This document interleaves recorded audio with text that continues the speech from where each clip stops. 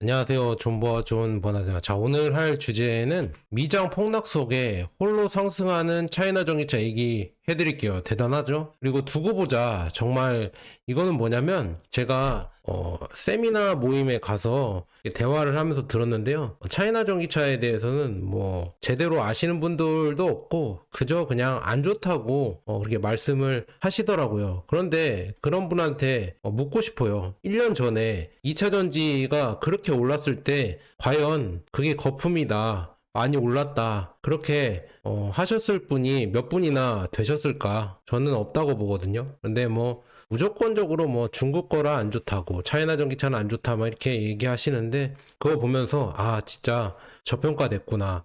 그리고 자율주행이나 이런 것도 제대로 알지 못해요. 뭐 테슬라만 막 다 하는 것처럼 얘기하는데, 하웨이도 지금 자율주행에서 혁혁한 성과를 이뤄내고 있고 테슬라랑 비견되게 잘 해주고 있거든요. 근데 그런 내용 아는 애널리스트들도 없고 존버보다 많이 아는 사람이 거의 없을 거다 저는 보고 있습니다. 왜냐?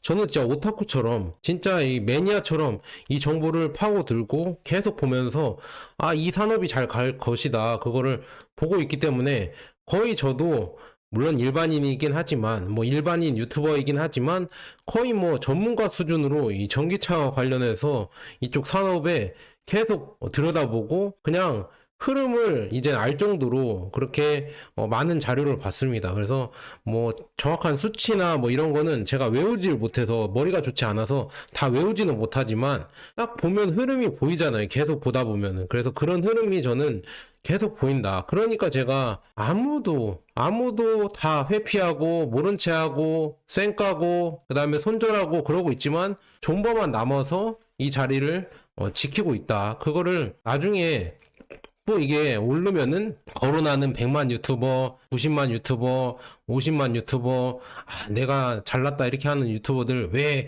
중국 전기차가 오르는 이유 막 이렇게 해서 또 하시는 분들이 있을 거예요. 그럴 때마다 너 그때 모른 채 했지 않냐 이렇게 얘기 좀 해주세요. 제발 그렇게 얘기해 주셨으면 좋겠습니다. 또 잘 나간다고 막 이렇게 거들먹거리는 이런 또 유튜버들 나올 거예요. 100만 유튜버가 또 막 언급하고 그럴 거예요. 참 그거 보면서 안타깝다. 조용하게 이렇게 학고 유튜버는 저평가일 때부터 외쳤지만 나중에 오르면 또 100만 유튜버가 언급하면 거기에 막 조회수가 몰리고 에휴. 그냥 여기까지만 하겠습니다. 자, 계속 가보도록 하겠습니다. 자, 어제 미국장은 급락을 했죠. 뭐 다우산업이나 나스닥 종합이나 S&P 500이 금리 인하 여파 때문에 원래 금리 인하하면 좋은데 단기적으로 이렇게 하락을 했습니다. 그리고 이게 해석 나름이라서 그냥 뭐 하락을 할지는 진짜 예측도 못했는데요.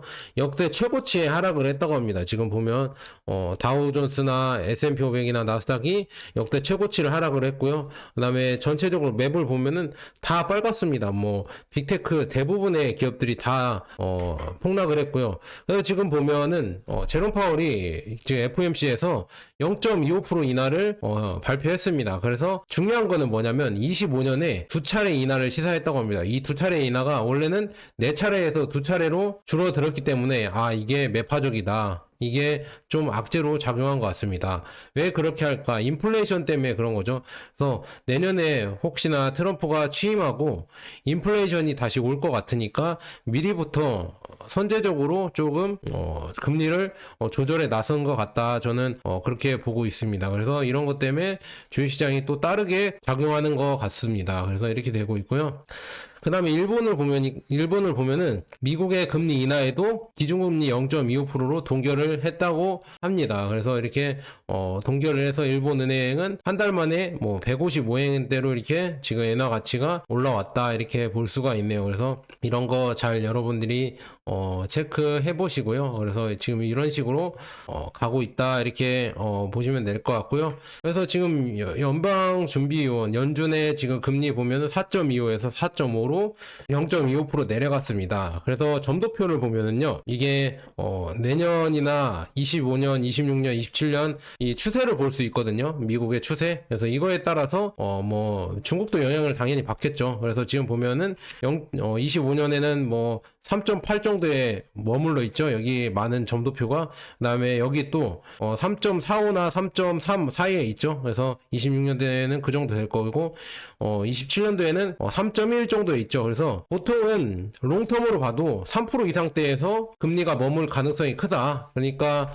이제는 저금리 시대는 이제 끝났고 중금리 시대에서 우리가 살 것이다. 그러니까 제가 말씀드리잖아요. 여러분들 영끌하지 마시고 부동산에 너무 영끌해서 많은 이런 부채를 안고 가시면은 나중에 큰일 날 가능성이 크다. 그 다음에 국채금리도 4.5로 지금 올라서 좋은 상황은 아닌 것 같다. 이렇게 말씀드립니다. 그 다음에 뭐 메모리 반도체 마이크론이 실적 전망치 하회 때문에 주가가 14% 하락을 해서 지금 반도체 이쪽은 또 쏙3나 이런 거 봤을 때 조금 안 좋은 상황인 것 같습니다. 그래서 지금 뭐 쏙3랑 많이 떨어졌는데요. 뭐 하락을 기회로 삼겠다 하시는 분들은 뭐 다시 뭐 주시려고 하고 있겠지만 저는 아직까지는 쏙스를 잘 모르겠습니다. TQQQ도 많이 내려왔는데 TQQ도 좀 더 내려오면은 매수해도 되지 않을까 저는 그렇게 조심스럽게 예측을 해보고요.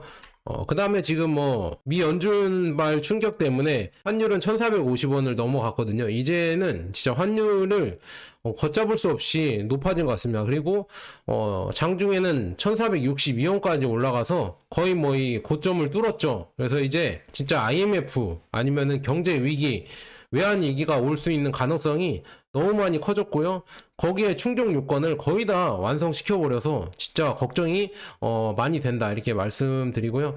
우리가 테슬라를 지금 사려고 하잖아요. 그런데 테슬라가 너무 가파르게 올라서 지금 못 사고 있는데 여기서 이제 조정을 맞고 내려올지는 한번 기대를 해봐야 될 것 같습니다. 자 보세요. 뭐 200달러에서 거의 한 달 만에 한 달 만에 488달러까지 가버리니까 진짜 이런 게 변동성이라고 하죠. 이렇게 100달러까지 내려왔었다가 488달러까지 간다고 제가 이것도 데자뷰가 있을 거예요. 엔비디아를 얘기해드리면서 제가 말씀드렸죠. 엔비디아도 이렇게 하락했다가 급등을 했었다 이거 말씀드렸죠. 테슬라도 똑같죠. 제 말대로 된다니까요. 그러니까 여러분들 존 버나드 유튜브 이 정도면은 구독해 주시고요. 그 다음에 좋아요 눌러주시고 영상도 끝까지 봐주세요. 여러분들 좀 지루하다고 안 보는 게 아니고 켜놓고 그냥 딴 거 해도 되니까 끝까지 봐주세요. 진짜 여러분들에게 살이 되고 피가 되는 얘기를 많이 해드립니다. 그래서 제가 나름대로 연구를 많이 하고 여러분들에게 해드리는 거니까 꼭 끝까지 시청해 주시고요. 그래서 이런 지금 환율이 급등하는 거 봤을 때 역시나 우리가 원화 기반으로 된 자산에 투자하는 거는 그만큼 이 환율, 환차익 이런 리스크 때문에 더욱더 힘들어질 것이다. 저는 그렇게 봅니다.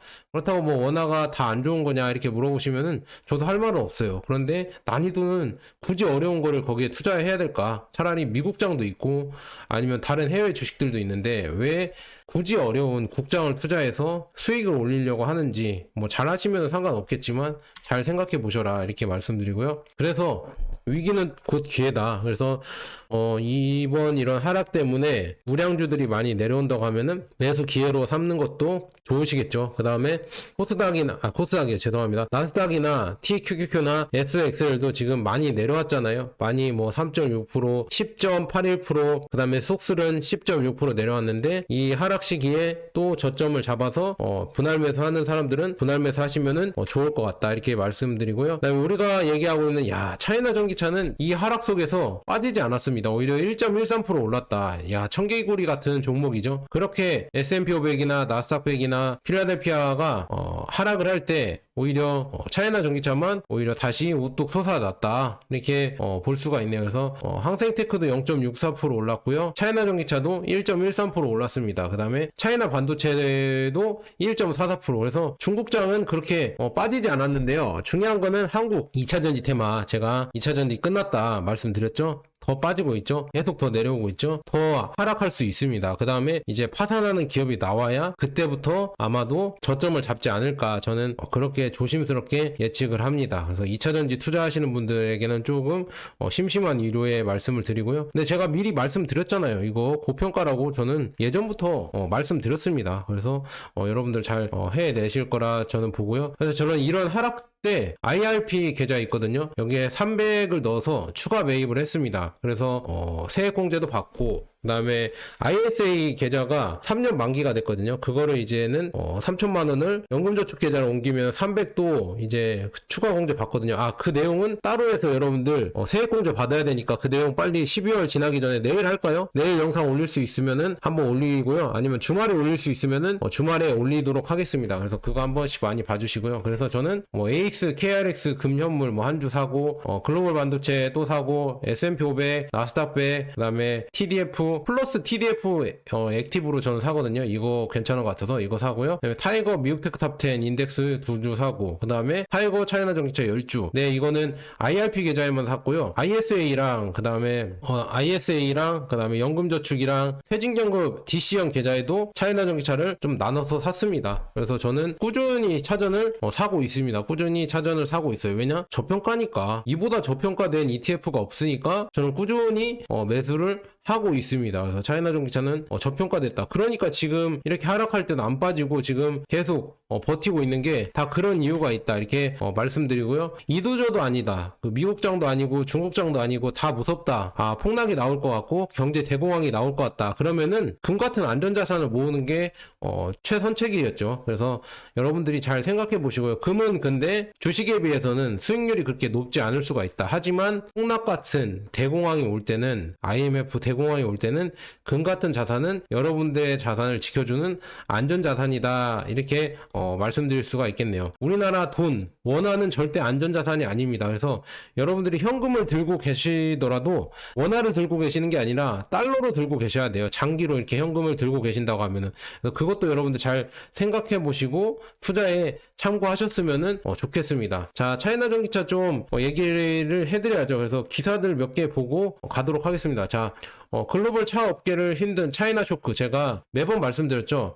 박 기자님인가? 그 기자님은 모르겠어요. 그분이 기사를 그냥 읽어드려서 하는 건지 자기 생각을 얘기하는 건지 모르겠지만 자기 유튜브 영상에서 그러니까 중국은 관세랑 과잉 생산 때문에 전기차가 안 좋아질 것이다. 수출을 잘 못하고 힘들어질 것이다 이렇게 했지만 오히려 역으로 중국 반대편 닛산과 혼다, 그 다음에 다른 기존의 레거시 자동차 회사들, 독일의 회사들도 지금 망해가고 있다. 그 다음에 그래서 닛산과 혼다는 이런 거를 지금 타개해보자 합병을 추진하고 있거든요. 그 다음에 폭스바겐은 독일 공장 폐쇄를 검토하고 있고 제너럴 모터스는 구조조정을 하고 있다. 다 이런 흐름으로 가고 있는데 어디서 지금 뭐라고 해야죠? 중국이 망한다 이런 소리를 계속 하는지 모르겠습니다. 제대로 이렇게 분석을 하고 해주는 사람이 한 명도 없어요. 그래서 기아디가 이렇게 400만 대를 넘고 많이 팔리고 있는데 어디서 대체 과잉 생산이고 망하는지 저는 도무지 이해할 수가 없다 이렇게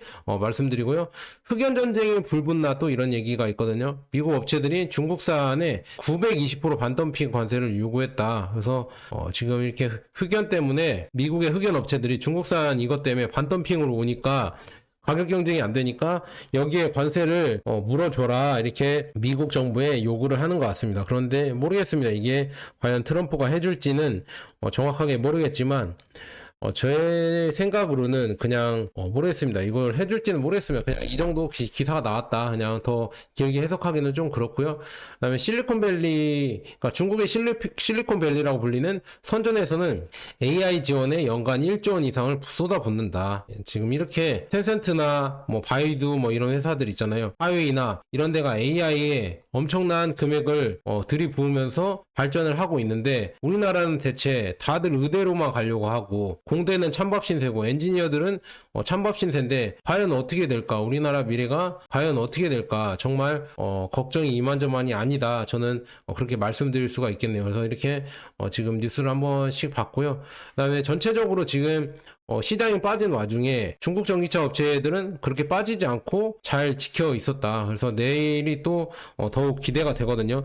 내일에는 또 얼마나 더 많이 오를까 정말 기대가 많이 지금 되는 상황이거든요. 그래서 전체적으로 지금 비아디나 CATL이나 이제 바닥을 잡고 다시 또 올라갈 수 있는 분위기가 불러일으키고 있고요. 그다음에 테슬라 얘기를 잠깐 해드릴게요. 테슬라가 기가 상하이에서 1월부터 이 페이스리프트, 테슬라 신형이죠. 페이스리프트 모델 Y를 양산 시작한다고 기사가 나왔습니다. 현재 언론에 따르면 테슬라 상하이 공장도 25년 4분기에 6인승 모델 Y 인도를 시작할 것으로 예상이 된다. 이렇게 나와있네. 6인승 모델이라고 합니다. 야, 이거 생산을 해서 한국에 팔면 또 잘 팔리겠죠. 그래서 저도 테슬라 모델 Y나 아니면은 하웨이 M9이나 이런 중국 전기차나 아니면 테슬라를 사고 싶거든요. 그래서 비아디가 내년에 잘 들어와서 성공을 해서 하웨이도 들어오고 샤오미도 들어오고 그랬으면 좋겠습니다. 그래서 저한테 막 조롱하시는 분들이 많아요. 너는 중국 전기차 살 거냐? 그렇게 물어보시는데 산다니까요. 한국 전기차보다 훨씬 좋아요. 비교해보면 진짜 몇 번을 얘기를 해야 알아들을까. 좀 여러분들 대학 다 나오시고 아니면은 그냥 초등학교 다 나왔잖아요. 초등학교만 나와도 다 아실 텐데 이런 얘기를 해드리면 중국이 품질이 더 좋다니까요. 전기차 이제는 비싼 전기차로 갈수록 물론 싼 전기차에서는 품질이 안 좋을 수도 있고 그렇겠지만 동급 대비 우리나라랑 비슷한 가격이나 그보다 1,000만원 2,000만원 더 싸도 우리나라 전기차보다 훨씬 성능이 이제는 좋다니까요. 이 테슬라만 나오는 거 봐봐요. 중국에서 생산한 건데 이 단차나 이런 거 한번 보십시오. 요즘 테슬라 단차로 욕하는 사람 없잖아요. 왜? 중국산은 단차가 없기 때문에 그렇게 잘 만들고 있기 때문에 중국을 이제 뭐라고 할 수가 없다. 이제는 중국 전기차 탈 거냐 이런 조롱을 할 필요가 없다니까요. 한국 전기차보다 훨씬 낫다니까요. 그러니까 두 개 주면 뭐 탈래 하면은 똑같은 조건이면 중국 전기차 탑니다. 제발 모르는 무식한 소리 좀 그만 좀 하면서 사람 조롱하지 마세요. 제발 조롱 안 한다고 그렇게 성각자인 척 하지 마시고요. 그렇게 하실 거면은 제대로 공부하거나 하시거나 아니면은 그냥 조용히 입 다물고 계세요. 그래야 여러분들 한국을 발전시키고 한국을 살리는 길입니다. 모르면서 떠들지 마시고요. 제발 좀 알면은 좀 제대로 아시고 이렇게 말씀드리고 싶습니다. 너무 좀 제가 갑자기 또 혼내서 죄송한데요.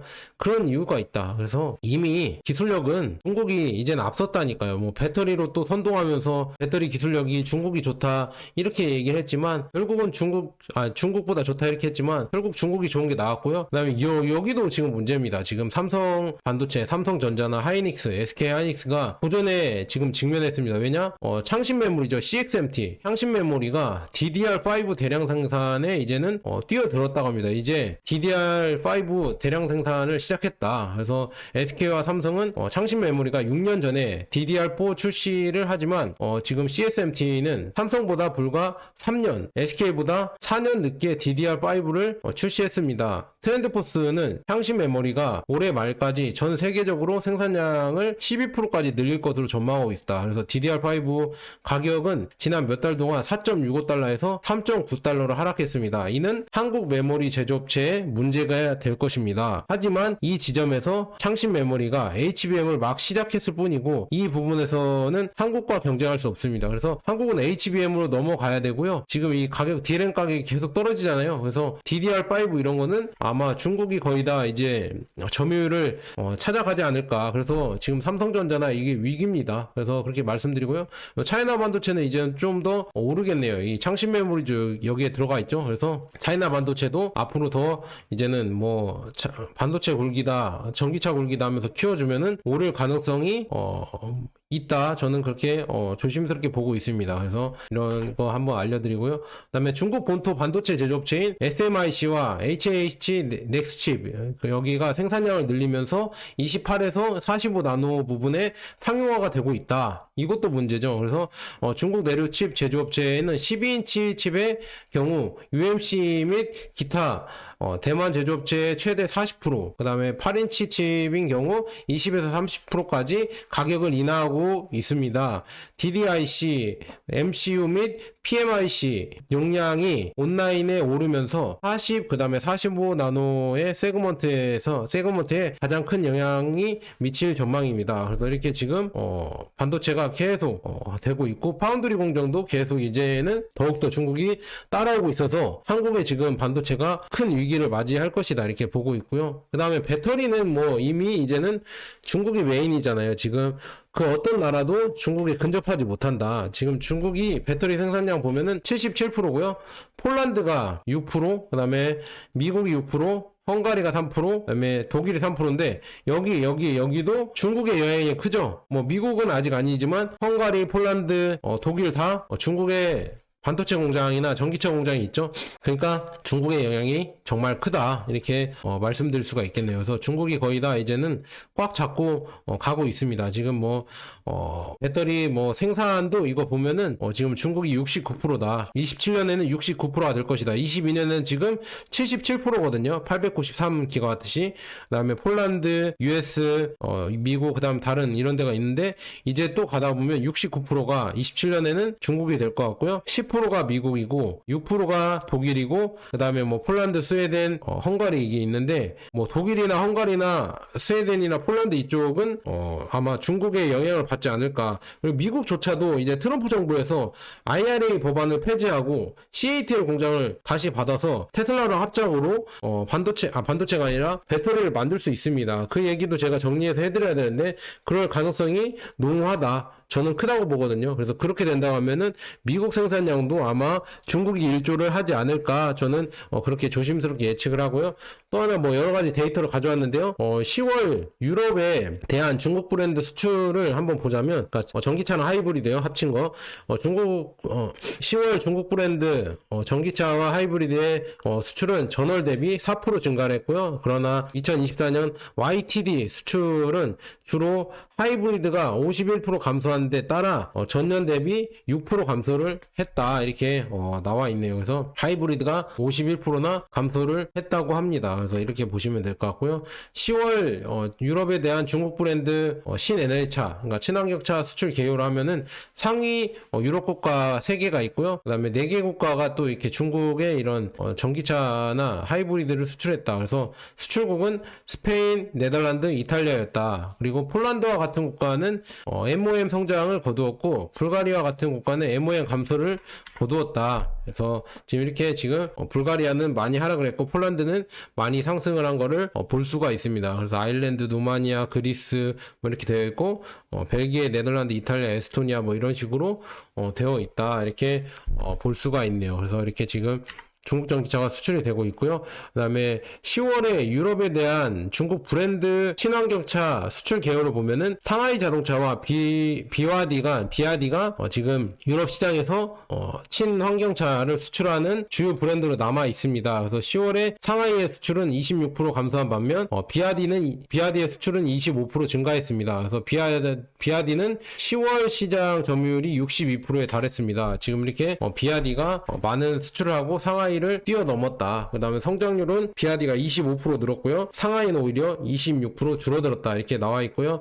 그 다음에 지금 보면은 비와디와 상하이 자동차의 수출국 상위 10개국 중 비와디의 수출량은 거의 모든 경우에 상하이를 앞지르고 있다고 합니다. 그래서 비와디는 네덜란드, 이탈리아, 폴란드로의 수출은 감소한 반면 상하이의 경우 폴란드로의 수출만 증가했다. 지금 이렇게 나와 있죠. 그래서 비와디가 여전히 선방하고 있다는 거. 지금 유럽에서도 이제는 상하이를 뛰어넘으면서 많은 수출을 지금 하려고 하고 있다. 이렇게 볼 수가 있고요. 10월 유럽에 대한 중국 브랜드 수출 개요를 보면은요.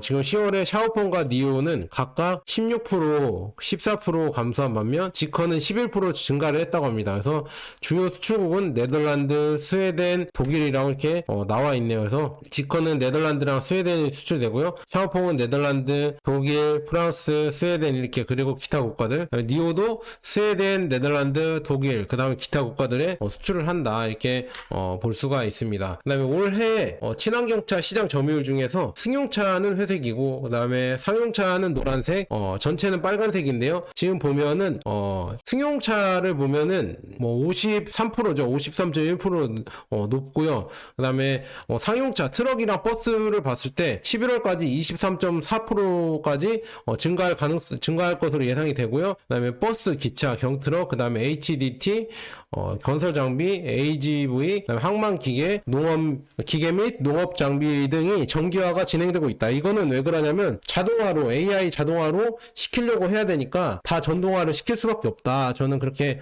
말씀드리고요. 그다음에 또 하나 이거 포르쉐가 중국은 정규직 아웃소싱 및 기타 직책을 포함하여서 인력을 30% 해고할 계획을 확정했다고 합니다. 야, 이거 보세요. 포르쉐가 이제 중국에서 안 팔리다 보니까 직원들을 줄이고 매장을 줄인다고 합니다. 그래서 2024년 10월 현재 포르쉐 차이나의 차량 인도량은 44,000대로 전년 동기 대비 34% 마이너스입니다. 이렇게 나와 있고요. 그래서 이런 것 때문에 제가 포르쉐나 이런 비싼 자동차가 안 팔리니까 이 3억짜리 전기차가 나온 거다. 메에스트로 3억짜리 전기차가 나온 거다. 죄송합니다. 12월 16일 안후이성 허페이에서 메에스트로 슈퍼팩토리 준공식이 성공적으로 거행됐다고 합니다. 그래서 JAC그룹과 하웨이가 공동으로 개발한 메에스트로 슈퍼팩토리는 전체 생산 용량에 도달하며 연간 생산 가치가 1,000억 위안을 초과할 것으로 추산됩니다. 이 공장은 약 1,500대의 지능형 로봇이 장착되어, 이 공장을 한번 보자 하면은요, 1,500대의 지능형 로봇이 장착되어 조립, 그 다음에 스프레이 페인팅, 접착제 도포와 같은 주요 공장에서 100% 자동화를 달성했다고 합니다. 야, 이 자동화로 해서 3억짜리 차량이 나온다. 그 생산량도 어마어마해 질 것이다. 이렇게 예상이 되고 있죠. 그래서 정말 대단하다. 이렇게 저는 볼 수가 있으면 1차 공장이 건설되면서 이렇게 나온다고 하니까 정말 대단하다고 볼 수 있습니다. 이 공장에서 이제 3억짜리 차량이 계속 나오겠죠. 그래서 참 기대가 많이 된다. 이렇게 볼 수가 있습니다. 그 다음에 계속 가보도록 하겠습니다. 자, CATL은 배터리 혁신을 촉진하기 위해 공급업체에 재정 지원을 한다고 합니다. 그래서 파트너들에게 이제 재료, 장비, 프로세스 및 기술 혁신 이런 것을 공유하고, 그 다음에 협업을 통해서 이런 재정 지원도 하면서 상생을 할 수 있도록 이렇게 도와준다. 이렇게 볼 수가 있네요. 그래서 이거 잘하는구나. 얘네들은 진짜 노력을 많이 하고, 우리나라가 하지 않는 거를 하고 있는데 무조건 뭐 보조금이다 뭐다 이거로 비판을 해야 되는지, 우리나라가 배워야 되는지 그걸 한 번씩 우리가 생각을 해봐야 될 것 같다. 이렇게 말씀드리고요. 그 다음에 국가 브랜드별 중국 시장 점유율을 봤거든요. 중국 브랜드의 점유율은 10월에 65.8%로 역대 최고치를 기록했지만 11월에는 64.4%로 하락을 했다고 합니다. 그래서 1분기에 55%, 2분기에 57.8%, 3분기에 62.9%였다. 일본 브랜드는 11월에 12.3%를 기록했습니다. 독일은 15.6%를 하락을 했고요. 미국 브랜드는 6.3%로 회복을 했다. 테슬라 판매 호조 때문에 이렇게 됐고요. 그래서 이렇게 지금 이 차이가 이렇게 나고 있는데, 중요한 거는 이 대세 흐름이 중국 브랜드가 점점 커지고 있다. 이 파이가 커지는 지금 상황이다. 이렇게 볼 수가 있네요. 그래서 중국이 점점 커지면서 기존의 레거시 기업들이 점점 파산하는 구도로 가고 있다. 이렇게 볼 수가 있고요. 그 다음에 지금 중국은 전기화를 전기차만 하는 게 아니라 상용차랑, 아까 말씀드린 상용차, 트럭이랑 버스랑 이런 것도 하고 있고요. 그 다음에 이 상용차라고 하면은 이 중장비, 이것도 거의 상용화, 이거의 상용차라고 볼 수 있거든요. 이 중장비 3.2라고 해서 이 기업이 있는데 무인 도로 포장기가 추가되었다. 그래서 무인으로 이제는 이 휠 롤러 포장기가 도로를 포장하면서 다닌다고 합니다. 근데 이게 되려고 하면은 결국에 이것도 전동화가 되고 전기로 움직이고 AI 컴퓨터가 여기 안에 들어있어야 되거든요. 그걸 다 돌리려고 하면 당연히 여기에 반도체가 들어갈 것이고요. 그래픽 카드랑 컴퓨터가 들어갈 텐데, 이게 석유로 굴러가는 게 아니잖아요. 디젤로 굴러가는 게 아니라 다 전기로 굴러가는 거잖아요. 그러면은 전동화가 다 돼야 돼요. 전기화가 돼야 됩니다. 그래서 다 이거를 이제는 전기로 만들고 있다. 이런 포장기랑 휠 롤러랑 고무 휠 롤러가 다 이제 전기로 만들어지고 있고, 현장 인력이 60% 감소되고 있고요. 일상 업무 효율성이 20% 향상이 됐다. 그래서 최대 15개의 기계가 글로벌 협업 스케줄링 기술을 통해 함께 작업할 수 있습니다. 이렇게 나와 있으면서 중국은 계속해서 더 많은 자율성을 확보하고 더 많은 처리량과 큰 효율성을 창출하고 있다. 이런 거를 지금 전기로 개발을 해서 이제 자율주행이 되게 이렇게 개발을 해서 사람 없이도 움직이게 만든다고 합니다. 그래서 이거를 아까 말씀드린 대로 15대가 최대 15대가 한 부대로 이렇게 지정이 돼서 이렇게 움직일 수가 있다. 야, 이 정도까지 이제 수준이 올라왔다고 합니다. 진짜 무섭습니다. 중국은 이제는 중장비까지도 다 이제 전기화를 시키고 있다. 이렇게 된다고 하면은 얼마나 더 무서워질까. 지금 이게 사람이 안 타 있는데요, 이렇게 지금 여기 기계가 앞으로 나가고 뒤에서 이렇게 포장하는 기계가 다니면서 포장을 할 수 있다고 합니다. 그래서 이게 무인으로 된다는 게 진짜 엄청나다. 이거 몇 달 전에 제가 소개해드렸죠. 이게 점점 상용화가 되고 있다는 게 점점 더 무서워지고 있습니다. 그 다음에 12월 11일 비아디와 딜러그룹인 인치케이프 모터스가 에스토니아에 공동으로 오픈한 매장이 수도 탈린과 두 번째로 큰 도시 타르투에 공식적으로 오픈했습니다. 했습니다. 그래서 비아디는 CLU DMI, 그 다음에 돌핀 모델을 출시하고 같은 날 사전 판매를 시작했으며 첫 번째 차량 배치는 2025년 초에 배송될 예정이다. 야, 이렇게 지금 비아디가 에스토니아도 진출하고 있고요. 최근 언론 보도에 따르면 비아디 이탈리아에서 딜러십 네트워크를 강화하고 있다. 비아디의 리커 부사장은 회사가 2025년 말까지 이탈리아에 105개를 포함한 유럽에 500개의 판매 대리점을 개설할 계획이라고 밝혔다고 합니다. 그래서 비아디가 이렇게 진출을 하고 있고요. 그 다음에 지커는 유럽에서 지커 X SUV를 출시했거든요. 그래서 2025년 여름에 배송을 시작할 것이다. 그래서 지커 X는 네덜란드, 스웨덴, 노르웨이에서 주문이 가능하고 첫 번째 고객 인도는 2025년 여름에 예정되어 있다. 이렇게 나와 있습니다. 지커가 여전히 지금 잘 하고 있죠. 그래서 지커가 지금 여름에 이렇게 유럽에 인도를 할 것이다. 그래서 지커가 우리나라에도 이제 내후년에 들어온다고 이렇게 나오고 있거든요. 그래서 우리나라에서 들어와서도 정말 흥행을 했으면 좋겠습니다. 지커의 이거 브랜드가 기술력이 있다고 지금 다들 칭찬이 자자하거든요. 그래서 정말 기대가 많이 된다. 이렇게 볼 수가 있고요. 그 다음에 지커는 CES, 미국에서 열리는 거죠. CES 2025에서 3개의 모델을 선보여 미국 관객에게 가장 강력한 제품을 선보였다. 그래서 지커는 지금까지 CES 2025에 참가한다고 발표한 유일한 중국 전기차 제조업체이며 23년 이후 이 기술 행사에 3번째 연속으로 참가하게 된다. 이렇게 참가해서 기술을 뽐낸다. 이렇게 볼 수가 있습니다. 그래서 정말 저도 지커가 기대가 많이 됩니다. 그래서 새로운 기술을 뽐내서 이제는 미국에서도 팔릴 수 있는 기술을 선보였으면 좋겠습니다. 지커가 이렇게 기술 선보여서 잘했으면 좋겠다. 이렇게 생각을 하고 있고요. 비아디 얘기를 해드릴게요. 비아디가 제가 저번에 말씀드렸잖아요. 이거 캡처가 돼 있나? 여기 있네요. 비아디가 가장 큰 생산기지가 올해 100만 대 이상의 자동차를 생산했다고 하죠. 그래서 비아디의 시안 공장은 동시에 4개의 조립 라인을 생산하고 있으며 하루에 생산량이 4,000대에서 4,400대다. 야, 이거 엄청난 거죠. 이 생산량, 그러니까 하루 최대 생산량이 4,000대이고요. 그다음에 1년에 최대 100만 대 이상을 시안에서 조립할 수가 있다. 이런 게 다 자동화가 되어 있는 이런 장비 때문이다. 이 로봇 때문에 이렇게 빠르게 생산을 해낼 수 있다. 이렇게 생산하니까 당연히 이제 판매량도 받쳐주겠죠. 그래서 이제 전 세계를 아마 비아디가 거의 장악하지 않을까, 저는 그렇게 조심스럽게 예측을 좀 해보고요. 그 다음에 홍치라고 해서 이 자동차가 CATL 배터리 수압 체결을 제휴했다고 합니다. 그래서 홍치는 지난 한 달 동안 CATL 초코 SEV 배터리 수압 솔루션 채택을 발표한 두 번째 차량 브랜드입니다. 이렇게 나와 있네요. 그래서 CATL은 2025년까지 배터리 교환소를 1,000곳을 건설하는 계획을 발표했습니다. 또한 CATL은 30개 이상의 회사와 107,500개의 초콜릿 배터리에 대한 구독 주문을 체결했습니다. 그래서 CATL 창립자 회장 정위친은 앞으로 CATL의 모든 배터리 신기술이 초콜릿 배터리 수압 기술에 사용될 것이라고 밝혔습니다. 자, 이렇게 CATL도 배터리 교체 이런 스테이션을 운영을 한다. 이렇게 볼 수가 있네요. 그래서 CATL도 이렇게 하고 있다 볼 수가 있고요. 그다음에 MG에서는 이제는 2025년에 반고체 배터리를 탑재한 전기차를 출시한다고 합니다. 그래서 이거는 따로 제가 영상을 만들어야 사람들이 좀 많이 보겠죠. 그래서 중국 전기차 리뷰에서 한번 이걸 얘기해 드리도록 하겠습니다. 자, 그리고 지금 보면은 오늘이 19일이잖아요. 19일날 지금 럭시드 하웨이에서 만드는 럭시드 7이 출시를 했습니다. ER-EV 주행 연장형 이 버전이거든요. 그래서 1570km 가는 주행 연장형 버전이 출시가 됐다고 하면서 디자인 보세요. 디자인 보면은 솔직히 깔 게 없습니다. 이쁘게 잘 나왔죠. 디자인 보면 색깔은 좀 튀게 나왔는데 이게 검은색이나 아니면 은색이나 흰색 이렇게 나오면 더 이쁘게 나오겠죠.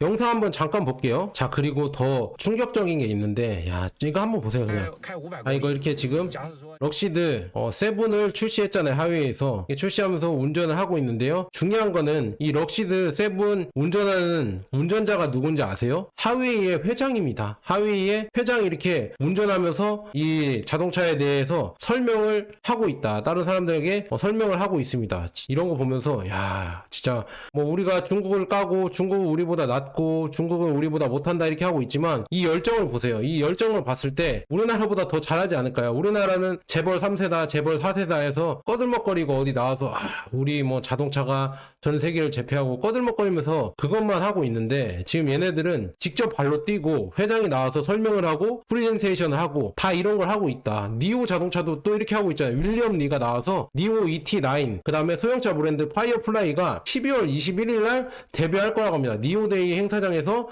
데뷔를 할 거다. 그래서 얘네들은 신차가 매달 이렇게 새로운 신차가 나옵니다. 그게 정말 무섭고요. 이거 보세요. 그 다음에 이 회장 자체가 아예 니오 지금 사장도 그렇고 하위의 회장도 그렇고 다 나와서 자기가 설명하고 자기가 홍보를 하잖아요. 그래서 니오 지금 보면은 2025년 1월에 반얀이라는 지능형 시스템을 3.10 이 버전을 출시할 예정이라고 합니다. 그래서 니오도 지금 자율주행 이 엔드투엔드라고 해서 그냥 주차장에서 주차장까지 사람이 손을 안 대고 자율주행으로 갈 수 있는 이런 프로젝트를 계속 하고 있다. 이게 테슬라도 그렇게 하고 있고요. 중국도 이 방향으로 계속 개발해서 가고 있습니다. 그래서 도시명 자율주행, 그 다음에 도로변 주차 기능, 원키 주차, 그 다음에 자동 비상 회피 AES라고 해서 이거 기능도 있고 기타 기능이 포함이 된다. 그래서 니오의 ET9은 고급 디지털 아키텍처 공식을 출시했다. 그래서 더 중요한 거는 이게 전도가 되면서 우리나라는 뭐 EGMP 뭐 이런 걸로 따지고 있을 때 얘네들은 아예 그냥 플랫폼을 중국이래 전기차로 만들어 버리고